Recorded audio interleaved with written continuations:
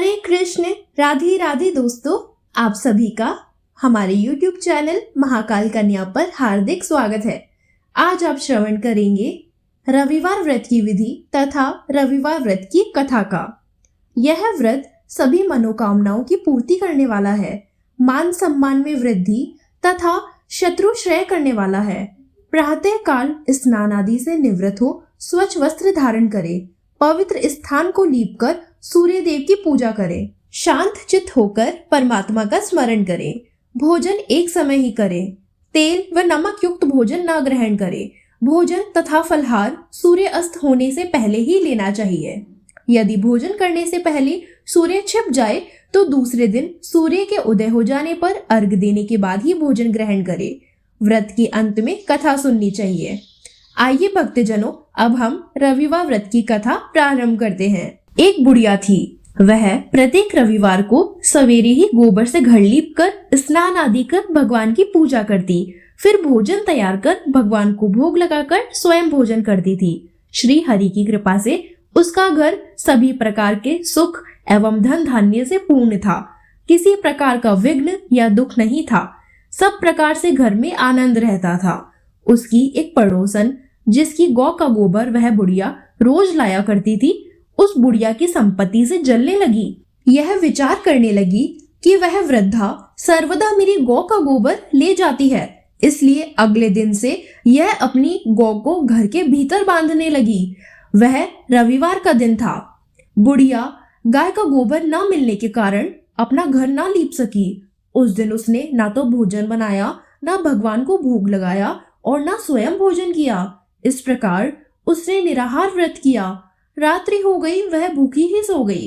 रात्रि में भगवान ने उसे स्वप्न में दर्शन दिए और भोजन ना बनाने तथा भोग ना लगाने का कारण पूछा। वृद्धा ने कहा, उसे गोबर नहीं मिला, इस कारण मैं आपका भोग ना लगा सकी। तब भगवान ने कहा, हे माता, हम तुमको ऐसी गौ देते हैं जो सभी इच्छाएं पूर्ण करती है, क्योंकि तुम हमेशा रविवार को पूरा घर गौ के गोबर से लीपकर भोजन बनाकर मेरा भोग लगाकर ही स्वयं भोजन करती हो।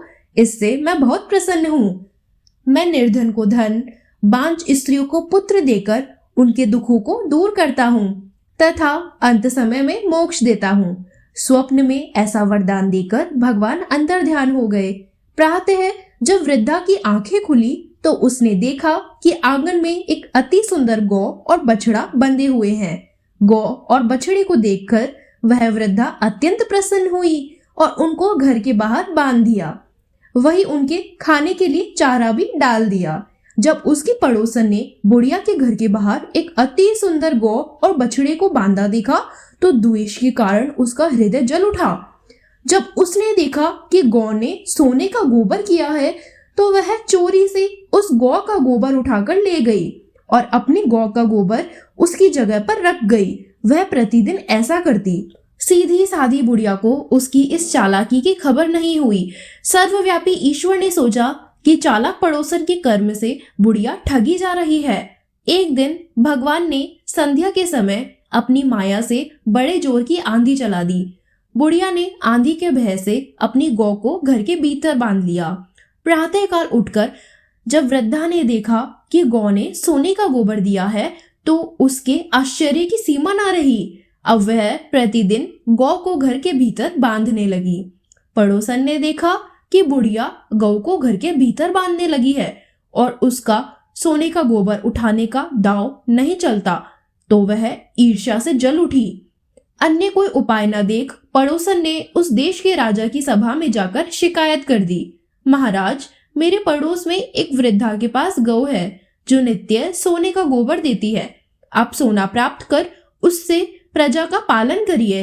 वह वृद्धा इतने सोने का क्या करेगी? उसकी बात सुनकर राजा ने अपने दूतों का वृद्धा के घर गौ लाने का आदेश दिया। उसकी बात सुनकर राजा ने अपने दूतों को वृद्धा के घर से गौ लाने का आदेश दिया। वृद्धा प्रातः भगवान का भोग लगा भोजन ग्रहण करने जा रही थी कि राजा के कर्मचारी गौ खोलकर ले गए। वृद्धा बहुत रोई चिल्लाई, किंतु राजा के कर्मचारियों के सामने कोई क्या कहता। उस दिन वृद्धा गौ के वियोग में भोजन ना कर सकी और रात भर रो रो कर ईश्वर से गऊ को पुनः पाने के लिए प्रार्थना करती रही। राजा गऊ को देख बहुत प्रसन्न हुआ, लेकिन अगले दिन सुबह जैसे ही वह उठा, महल गोबर से भरा दिखाई देने लगा। राजा यह देखकर घबरा गया।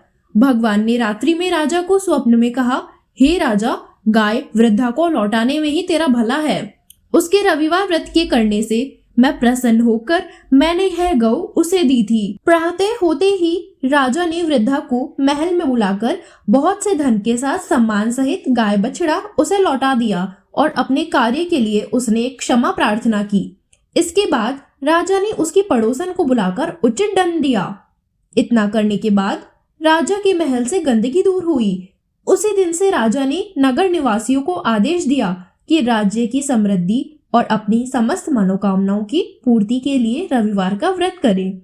व्रत करने से नगर के लोग सुखी जीवन व्यतीत करने लगे। अब कोई बीमारी तथा प्रकृति का प्रकोप उस नगर पर नहीं होता था। सारी प्रजा सुखी से रहने लगी। इसी के साथ रविवार व्रत की कथा अब पूर्ण होती है। भक्तजनों, ऐसी और कथाओं को श्रवण करने के लिए महाकाल कन्या चैनल को सब्सक्राइब करना ना भूलें और कमेंट बॉक्स में हरे कृष्ण राधे राधे अवश्य लिखें।